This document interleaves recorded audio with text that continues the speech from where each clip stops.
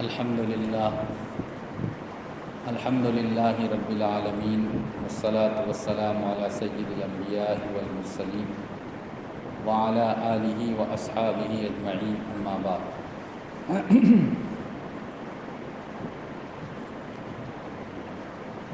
اعوذ باللہ من الشیطان الرجیم، بسم اللہ الرحمن الرحیم۔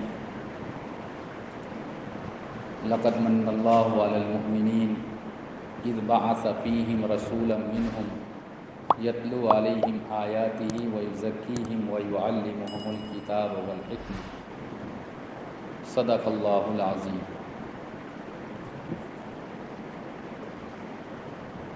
وعن ابی ہریرۃ رضی اللہ تعالی عنہ انہ قال کان النبی صلی اللہ علیہ وسلم یقول اللہم انفعنی بما علمتنی وعلمنی ما ینفعنی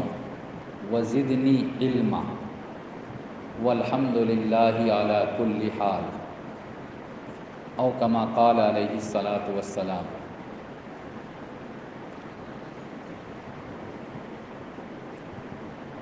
حضرات علماء کرام، خاص طور پہ میرے مہمان محترم، پچھلے سال جب آپ حضرات کے یہاں یہ پروگرام چل رہا تھا تو اس سے پہلے یا اس کے بعد ہمارے چودھری صاحب نے مجھ کو بتلایا تھا، اور اس سے پہلے 2019 کے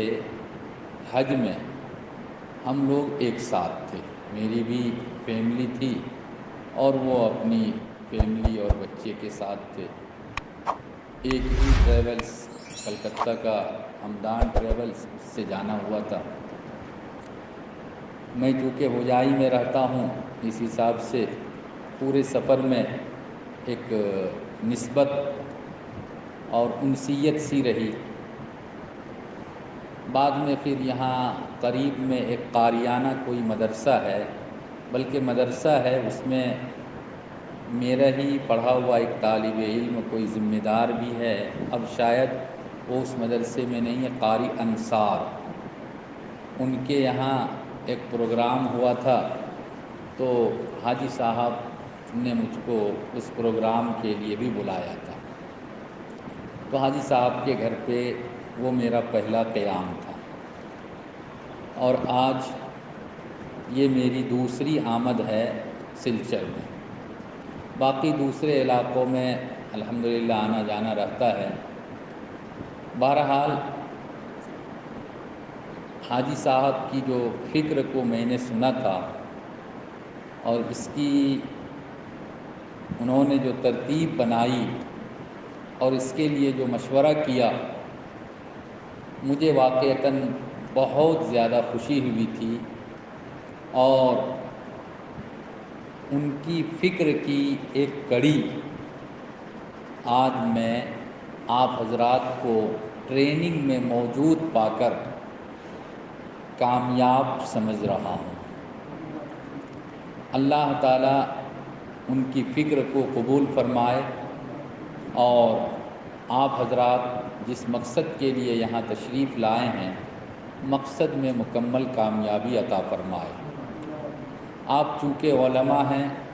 آپ سے کوئی سطحی بات کی جائے یہ آپ کی شان کے لائق نہیں۔ البتہ اتنی بات ضرور میں کہوں گا کہ اللہ کے رسول صلی اللہ علیہ وسلم نے علم کی جو اہمیت بیان فرمائی اور علم کا مقام اور مرتبہ جو بیان کیا ہے، اس میں یہ نہیں کہا ہے کہ جو بخاری پڑھائے گا اس کا مقام اونچا ہے اور جو بچوں کو بنیادی تعلیم دلائے گا اس کا مقام نیچا ہے، نہیں، بلکہ اللہ کے رسول صلی اللہ علیہ وسلم سے ہم کو اور آپ کو جو باتیں ملتی ہے وہ یہ کہ اے اللہ ہمیں وہ علم عطا فرما جو ہم کو نفع پہنچائے۔ اللہم علمنی ما ینفعنی، وہ علم دیجئے جس سے میں نفع حاصل کر سکوں، جو مجھ کو نفع پہنچائے، اور جس علم سے نفع نہ ملے اے اللہ میں اس علم سے آپ کی پناہ چاہتا ہوں۔ اللہم انی اعوذ بک من علم لا ینفع، حدیث میں دعائیں آئی ہے۔ اس لیے علماء نے لکھا ہے کہ علم کو اس طور پر تقسیم کرنا، بھاگ کرنا کہ یہ دین کا علم ہے، یہ دنیا کا علم ہے، یہ تقسیم غلط ہے۔ کوئی علم دنیا کا اور کوئی علم دین کا ہو جائے، یہ کہنا صرف علم کے اعتبار سے غلط ہے۔ بلکہ علم کی اگر دو قسم ہیں تو ایک علم نافع ہے اور ایک علم غیر نافع ہے۔ اللہ کے رسول صلی اللہ علیہ وسلم علم نافع کا سوال کرتے تھے، اللہ سے مانگتے تھے، اللہم انی اسألک علما نافعا، اور جو علم نافع نہیں ہے آپ صلی اللہ علیہ وسلم ایسے علم سے اللہ کی پناہ مانگتے تھے، اللہم انی اعوذ بک من علم لا ینفع۔ یہی وجہ ہے کہ ایک شخص اگر میڈیکل میں پڑھتا ہے اور ڈاکٹر بنتا ہے اس نیت کے ساتھ اور اس جذبے کے ساتھ کہ میں ڈاکٹر بن کر آؤں گا، غریبوں کا سیوا کروں گا، غریبوں کی خدمت اور علاج کروں گا، اور جہاں تک ہو سکے میں لوگوں سے کم پیسے میں لوگوں کے علاج کی ضرورت کو پورا کروں گا، تو اس کا یہ علم اور اس کا یہ ڈپارٹمنٹ ڈاکٹر بننا یہ اس کے لیے علم نافع ہوگا، اور وہ علم اس کو جنت میں لے جانے کا ذریعہ ہوگا۔ ایک شخص ہے جو مدرسے میں پڑھتا ہے اور وہ اس نیت سے پڑھتا ہے کہ میں مدرسے میں پڑھوں گا، تھوڑا عربی پڑھنا آ جائے گا، کچھ صورتوں کو سیکھ لوں گا، اور رات دن میں جھاڑ پھونک کے چکر میں رہوں گا، پھو مارو اور جتنا چاہو پیسہ لے لو، تعویذ لکھنے کے چکر میں رہوں گا، لوگوں کو کیا بیماری ہے نہیں ہے میرے پاس آئے گا، آپ کے اوپر جنات کا اثر ہے، جو چاہوں گا لکھ دوں گا، تعویذ دے دوں گا، 1000-2000 روپے اس سے میں ڈیمانڈ کر کے لے لوں گا۔ اگرچہ وہ 24 گھنٹہ مدرسے میں پڑھ رہا ہے، مدرسے میں اس نے تعلیم حاصل کی، قرآن اور حدیث کا علم حاصل کیا، لیکن اس کا یہ علم نافع نہیں ہے بلکہ علم غیر نافع ہے، اور ایسے علم سے جس کا مقصد دنیا کمانا ہو، حدیث میں بھی آیا ہے لا یجد ریح الجنہ، وہ جنت کی خوشبو بھی نہیں پائے گا، جنت کی خوشبو بھی اس کو نصیب نہیں ہوگی۔ اس لیے آپ حضرات یہاں تشریف لائے ہیں، مستقل 10 دن تک آپ یہاں رہیں گے، آپ کا اپنا ایک منصوبہ، ایک پروگرام ہے، اپنی نیت کو خالص کر کے کہ اے اللہ میں جو علم یہاں لینے آیا ہوں یا جو کچھ میں سیکھ رہا ہوں، اے اللہ میرے لیے اس کو علم نافع میں داخل کر دیجئے، اور علم غیر نافع ہونے سے اس کو بچا دیجئے۔ جہاں تک بات ہے عام طور پر آج کل جو مدرسوں سے فارغ ہو کر آتے ہیں ان کا شوق ہوتا ہے کہ میں مشکوٰۃ شریف پڑھاؤں، جلالین شریف پڑھاؤں، بخاری پڑھاؤں، حدیث کی کتابیں پڑھاؤں، لیکن حضرات علماء کرام یاد رکھیے، دیوبند میں جب پڑھ رہا تھا ایک بڑے عالم تھے حضرت مولانا واصف حسین صاحب، دارالعلوم وقف میں استاذ تھے، انہوں نے ایک جگہ بیان میں فرمایا اور واقعتاً بڑی قیمتی بات انہوں نے عرض کی کہ میرے نزدیک بخاری پڑھانے والے کا جو مقام ہے ان سے بڑھ کر ان حضرات کا مقام ہے جو 5 سال 6 سال 7 سال کے بچوں کو ناظرہ قرآن پڑھاتے ہیں یا قرآن پڑھنے کا طریقہ سکھاتے ہیں، یعنی بنیادی تعلیم بچوں کو جو دے رہے ہیں، ان کا مقام میرے نزدیک اونچا ہے۔ اور واقعتاً اگر دیکھا جائے تو ایک چیز کو، ایک شے کو یا کسی بھی چیز کو ایک شکل دینا یہ مشکل ہوتا ہے۔ شکل دے دینے کے بعد اب اس کے اندر پینٹ چڑھانا، اس کو مزید خوبصورت بنانا یہ اتنا مشکل نہیں ہوتا ہے۔ جس نے موبائل بنایا اس کو بڑی پریشانی ہوئی ہوگی کس طرح سے بنایا جائے۔ جب موبائل کا پہلا ہینڈ سیٹ وجود میں آ گیا تو اب اس کے بعد اسی کو بنیاد بنا کر اب اس کے ڈیزائن کو الگ الگ کرنا یا الگ الگ شکل میں اس کو ڈھالنا یہ اتنا مشکل نہیں ہوا، چونکہ اصل چیز وجود میں آ گئی۔ یہی حال ہے کہ ایک بچہ جو پڑھنا نہیں چاہتا ہے، رات دن کھیلنا ہی چاہتا ہے، ماں بہن باپ چچا اگر مار پیٹ کر اس کو مکتب بھی پہنچا دے، یہاں آ کر بھی وہ شرارت ہی کرنا چاہتا ہے، ایک استاد ایسے طالب علم کو جو کچھ لینا چاہتا ہی نہیں ہے اس کو کچھ دے دے اور اس طور پر دے دے کہ اس کی پوری زندگی میں وہ کام آئے، یہ واقعتاً بڑے کمال کی بات ہوتی ہے۔ حقیقت میں وہی استاد کہلانے کے لائق ہوتا ہے کہ جو بے شوق کو بھی پڑھا دے، جو رغبت نہ رکھنے والے طالب علم کو بھی علم کا کچھ حصہ دے دے،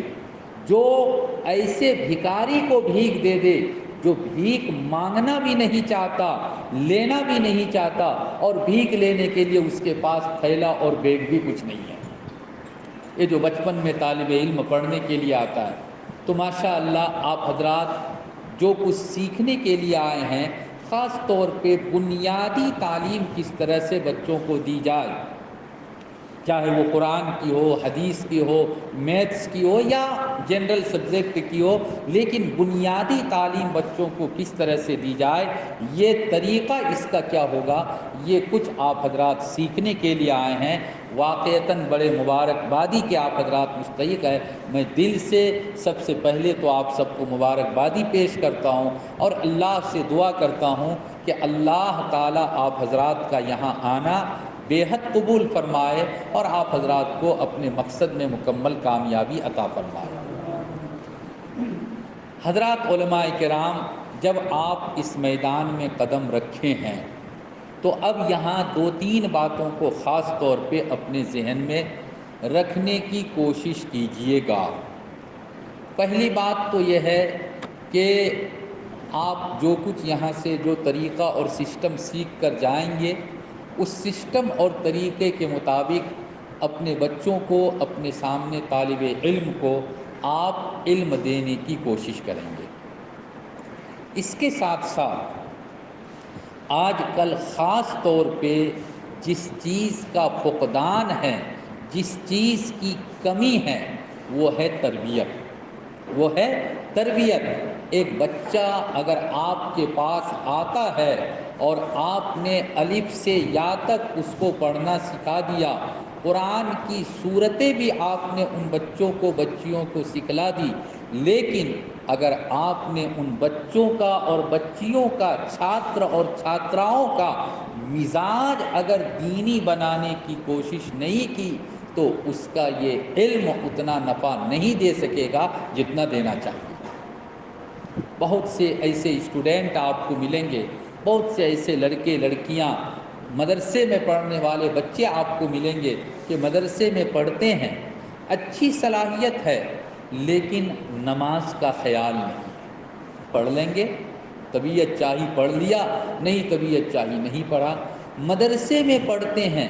اور اس کے پاکٹ میں گٹکا کا پاؤچ ہوتا ہے، پیکٹ ہوتا ہے، گٹکا کھاتا ہے، ترنگا کھاتا ہے، شکر کھاتا ہے، اور بھی نہ جانے کس کس نام سے یہ چیزیں ملتی ہے۔ مدرسے میں پڑھتے ہیں لیکن اس کے ساتھ ساتھ فلم دیکھنے کا۔ اب فلم دیکھنے کے لیے کہیں جانے کی ضرورت نہیں، موبائل اپنے پاس ہے، رات دن موبائل کے چکر میں پڑے رہتے ہیں۔ آج ابھی میں دیوبند گیا تھا، رابطے مدارس عربیہ کا اجلاس تھا، تقریباً 6,500 علماء کرام وہاں جمع ہوئے تھے۔ اس میں جو خاص بیٹھک اور میٹنگ ہوئی عاملہ کی، مغرب بعد 29 تاریخ کو الحمدللہ میں بھی اس میں تھا،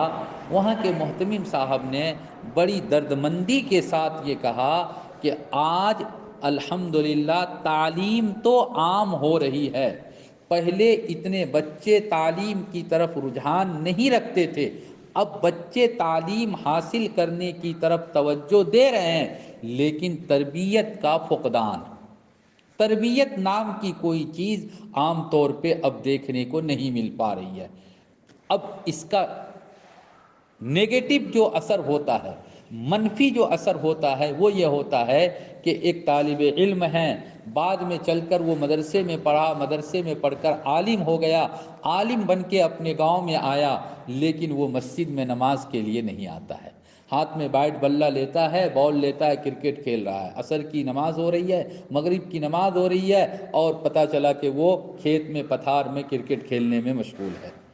اس لیے حضرات علماء کرام، آپ کے سامنے جو بھی لڑکے لڑکیاں مکتب میں پڑھنے آئیں، مدرسے میں پڑھنے آئیں، مسجد میں پڑھنے کے لیے آئیں، اللہ کے واسطے آپ ان کی دینی تربیت کیجیے،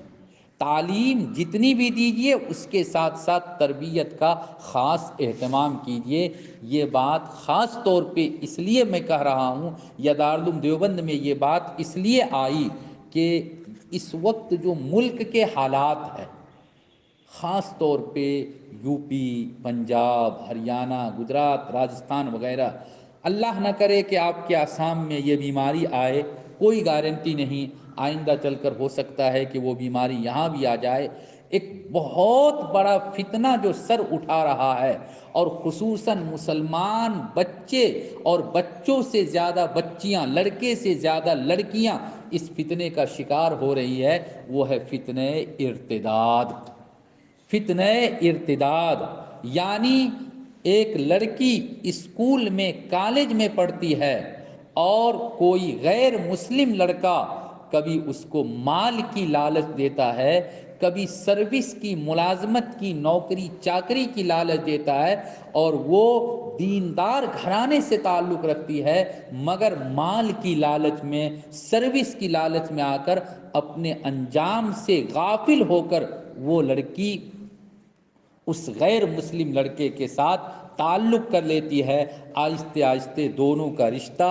جسمانی، شاریرک رشتہ ہو جاتا ہے، وہ اس کی بیوی بن کر زندگی گزارتی ہے۔ بعد میں پتہ چلتا ہے کہ نہ تو مال ملا، نہ سروس ملی، البتہ جو گیا اس کی زندگی کا سب سے بڑا سرمایہ یعنی مذہب اسلام چلا گیا، وہ اسلام سے نکل جاتی ہے، اور وہ یا تو کرسچن بن جاتی ہے، عام طور پر آج کل ہندو بن جاتی ہے۔ اس لیے حضرات علماء کرام، اپنے ایمان کی فکر جس طرح سے ہم اور آپ کر رہے ہیں، اپنی اولاد اور آئندہ آنے والے نسل کے ایمان کی فکر اگر ہم نے اور آپ نے نہیں کی تو اللہ کے یہاں اللہ کی پکڑ سے ہمارے اور آپ کے لیے بچنا مشکل ہو جائے گا۔ اور یہ کب ہوگا؟ یہ بالکل مکتب میں اگر بچوں کا، بچیوں کا ذہن اسلامک بنا دیا جائے تو انشاءاللہ آئندہ چل کر وہ اپنے دین کی حفاظت کرے گا۔ ہمارے حضرت مولانا بدر الدین اجمل صاحب وہ بتلا رہے تھے، ہم اور آپ جس چیز کو بالکل معمولی سمجھتے ہیں، ہمارے غیر مسلم بھائی اس کو کتنی توجہ دیتے ہیں اس پر، اور کتنا بڑا سمجھتے ہیں۔ کہ ایک مرتبہ فلائٹ سے وہ کہیں جا رہے تھے، ان کے بغل میں ایک صاحب بیٹھے ہوئے تھے، کچھ دیر گزرنے کے بعد سفر کے ساتھی آپس میں بات چیت کرتے ہی ہے، تو بغل میں جو صاحب تھے انہوں نے کہا کہ سر، آپ کے چہرے سے، آپ کے لباس سے ایسا لگتا ہے کہ آپ مسلمان ہیں؟ کہا میں مسلمان ہوں۔ کیا کرتے ہیں؟ میں بزنس کرتا ہوں۔ کیا بزنس کرتے ہیں؟ بتایا اپنا ڈیٹیل، تفصیل میں جانے کی ضرورت نہیں۔ مولانا نے ان سے پوچھا کہ بھائی تم کیا کرتے ہو؟ تو کہا کہ میں پی ایچ ڈی ہولڈر ہوں، میں پی ایچ ڈی کر رہا ہوں، ڈاکٹریٹ کی ڈگری لے رہا ہوں۔ کہا کہ تمہارا موضوع کیا ہے، کس ٹاپک پہ تم پی ایچ ڈی کر رہے ہو؟ تو وہ شخص غیر مسلم تھا، لیکن ان کے پی ایچ ڈی کا جو موضوع تھا، وہ جو تھیسس مضمون جو لکھ رہے تھے، تحقیقی مقالہ جو لکھ رہے تھے، اس کا موضوع تھا نبی کریم صلی اللہ علیہ وسلم کی سنت۔ غیر مسلم ہے اور سنت رسول پر وہ تحقیق کر رہا ہے، پی ایچ ڈی کر رہا ہے۔ تو مولانا نے پوچھا کہ بھئی تم غیر مسلم اور تم نبی، ہمارے نبی، پوری دنیا کے نبی کی سنت پر تم جو یہ تحقیق کر رہے ہو، مقالہ لکھ رہے ہو، آخر کیا بات ہے؟ اور جب تم اس پر مقالہ لکھ رہے ہو تو تم نے تو بہت ساری کتابوں کا مطالعہ کیا ہوگا، اسٹڈی کیا ہوگا۔ اس نے بتایا بالکل میں نے اسٹڈی کیا، مطالعہ کیا۔ تو کہا اچھا یہ بتاؤ کہ تم نے جتنی باتیں اور جتنی کتابیں مطالعہ کی، ان میں سب سے اچھی بات تم کو کون سی لگی؟ سمجھ رہے ہیں میری بات؟ نہیں، یہ کس نے پوچھا؟ مولانا بدر الدین اجمل صاحب نے۔ تم کو کون سی بات اچھی لگی؟ تو اس نے کہا کہ سر صحیح بات تو یہ ہے کہ نبی صاحب کی تمام باتیں ہی مجھے اچھی لگی، لیکن میں ایک چنتا میں تھا، ایک چیز کو میں سوچتا تھا، یہ آج سے کئی سال پہلے کی بات ہے، سوچتا تھا کہ ایک مسلمان چاہے وہ کتنا ہی غریب رہے، گھر میں کھانے پینے کا کوئی سامان نہیں، بھوک سے وہ پریشان، بچوں کو وہ خرچہ نہیں دے پا رہا ہے، سب کچھ وہ برداشت کر لیتا ہے، لیکن وہ اپنے دین کو چھوڑنا برداشت نہیں کرتا۔ اور الحمدللہ آج بھی یہی ہوتا ہے، مسلمان غریب ہو، کچھ بھی ہو، لیکن اپنے اسلام مذہب کو وہ نہیں چھوڑتا ہے۔ اور ہم اپنے مذہب کے لوگوں کو دیکھتے ہیں، انہوں نے کہا کہ ہندو لوگوں کو دیکھتے ہیں کہ ایک کرسچن آتا ہے اور اس کی غربت میں کچھ ساتھ دے دیا، کچھ ہیلپ کر دیا، تو وہ ہندوازم سے، یعنی ہندو دھرم سے توبہ کر کے، ان کی زبان میں توبہ کر کے، اور وہ کرسچن بن جاتا ہے۔ تو میں یہ چنتا کرتا تھا کہ آخر مسلمان اپنے دھرم اور مذہب کے اعتبار سے اتنا پکا کیوں ہوتے ہیں، کیوں اتنا پکا ہوتے ہیں؟ میں نے جب محمد صاحب کی، وہ کہہ رہے ہیں کہ میں نے جب محمد صاحب کی سنت کا، حدیث کا، ان کی باتوں کا میں نے اسٹڈی کیا، مطالعہ کیا، تو مجھے ایک بات ملی، ایک دم ہم اور آپ اس کو معمولی سمجھتے ہیں، لیکن وہ کتنا اہم سمجھ رہے ہیں۔ انہوں نے کہا کہ مجھے کتابوں میں یہ ملا کہ جب مسلمان کے یہاں بچہ پیدا ہوتا ہے، تو بچہ پیدا ہونے کے ساتھ ساتھ دائیں کان میں اذان دی جاتی ہے اور بائیں کان میں اقامت کہی جاتی ہے۔ وہ شخص کہتا ہے کہ سر جب میں نے اس بات کو پڑھ لیا تو پھر مجھے یقین ہو گیا کہ دراصل جب بچہ پیدا ہوا اور پہلی آواز اس کے کان میں اللہ اور اللہ کے رسول کی پہنچ گئی، اللہ کی شہادت، رسول کی شہادت کی بات ان کے کان میں پہنچ گئی، تو وہی بات ان کی پوری زندگی میں، ان کے دل اور دماغ میں مضبوط بن کر رہتی ہے، اور اسی لیے وہ اپنے دھرم کو کبھی نہیں چھوڑتے۔ ایک معمولی سنت جس کو مسلمان کوئی اہمیت بھی نہیں دیتا ہے، دیا تو دیا، نہیں دیا تو نہیں دیا، لیکن ایک چھوٹی سی سنت پر ایک پی ایچ ڈی اسکالر کا کتنا بڑا اس کو یقین کا یہ ذریعہ بن گیا۔ میں یہ واقعہ سنا کر صرف آپ لوگوں کا دل اپنی طرف کھینچنا نہیں چاہ رہا، بلکہ میں یہ بتلانا چاہ رہا ہوں کہ اپنے بچوں کی اگر بچپن میں اسلامی تربیت کر دی جائے، اس کو واقعتاً پکا سچا مسلمان بنا دیا جائے، تو انشاءاللہ اس کے ایمان کی حفاظت ہوگی۔ نہیں تو آج ہی میرے کچھ دوست ہے یو پی وغیرہ میں، میسج بھیجا کہ ایک زمانہ تھا ندوے کے بھی بڑے بڑے اکابر، دارالعلوم کے بھی بڑے بڑے اکابر سنبل سے تعلق رکھتے ہیں، سنبلی، مولانا برہان الدین سنبلی، حضرت مولانا منظور نعمانی صاحب رحمۃ اللہ علیہ کا اصل وطن سنبل، وغیرہ وغیرہ، اور دارالعلوم کے بھی بہت سے بزرگان دین سنبل کے رہنے والے۔ وہاں کا واقعہ ابھی کل پرسوں کا کہ 7 لڑکیاں، مسلمان لڑکیاں، دیندار گھرانے کی لڑکیاں ایک ہوٹل میں غیر مسلم مردوں کے ساتھ عیاشی کرتے ہوئے پکڑی گئی۔ میرے بھائیوں، یہ ایک سنبھل کا واقعہ ہے۔ روزانہ پیپر میں، واٹس ایپ، فیس بک، سوشل میڈیا میں آپ لوگ خود دیکھتے ہوں گے، پڑھتے ہوں گے۔ ان سب کی سب سے بڑی وجہ یہ ہے کہ باپ چاہے مسلمان لیکن اپنے لڑکے کو مسلمان بنانے کی فکر نہیں کی۔ اچھا نماز پڑھے گا، ابھی تو 8 سال عمر ہے، ابھی تو 12 سال عمر ہے، ارے پڑھ لے گا۔ اسکول سے، کالج سے آیا، فجر کے وقت سو رہا ہے، نہ تو ماں کو فکر ہے نہ باپ کو فکر ہے۔ جب اس کو دیندار بنانے کی ہم اور آپ فکر نہیں کریں گے تو جو غیر مسلم ہے، جس کو ایک شخص کو ہندو بنانے پر کتنی رقمیں آج کل دی جاتی ہے، باضابطہ پلاننگ کے مطابق یہ کام کیا جا رہا ہے، وہ مسلمان بچے اور بچیوں کے ایمان پر ڈاکہ نہیں ڈالیں گے تو کیا کریں گے؟ اس لیے حضرات علماء کرام، اب آپ کے پاس جہاں بھی آپ پڑھائیں، مسجد میں، مکتب میں، مدرسے میں، بچوں کی تعلیم کے ساتھ ساتھ اس کی تربیت پر بھی خصوصی توجہ دیں۔ اور اخیر میں 2-4 منٹ جو رہ گئے ہیں، خاص طور پر ایک بات، اور وہ ہم سے متعلق، میں خود اس کا مخاطب ہوں، اور اللہ اگر قبول کر لے، آپ حضرات کو بھی اچھی لگے تو اس بات کو کہہ کر میں یہ نہیں کہنا چاہ رہا ہوں کہ یہ بات آپ کے اندر نہیں ہے۔ یقیناً آپ کے روٹین کو دیکھ کر مجھے بڑی خوشی ہوئی کہ 3-3:30 بجے سے آپ کا نظام العمل شروع ہو جاتا ہے، تہجد اور اس کے بعد ذکر و فکر کا حلقہ، ماحول، یہ سب چل رہا ہے۔ حضرات علماء کرام، یاد رکھیے، اس ملک میں اسلام کا جو تحفظ ہوا اور اسلام نے جو ترقی کی، وہ کسی بادشاہ کی وجہ سے نہیں، وہ کسی M P, M L A, یا پہلے جو راشٹرپتی بن گیا کوئی، اس کی وجہ سے نہیں، بلکہ صحیح معنی میں خاص طور پر ہمارے اس ملک میں، ہندوستان، پاکستان وغیرہ، جو پورا متحدہ ہندوستان تھا سن 1947 سے پہلے،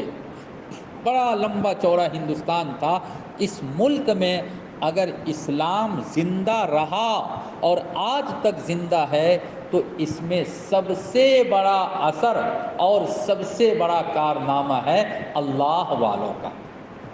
بڑے بڑے بزرگان دین اللہ نے یہاں پیدا کیے، بڑے بڑے اللہ والے یہاں پر آئے، جنہوں نے بادشاہ سے ٹکرا کر اور دین کی حفاظت کی۔ آپ کے اس علاقے میں، خاص طور پہ بنگلہ دیش میں، جلال الدین مجرد یمنی رحمۃ اللہ علیہ، ان کے حالات کو آپ حضرات جانتے ہیں۔ اذان پیر آسامی جو بیلٹ ہے، اس علاقے میں آپ حضرات جانتے ہیں۔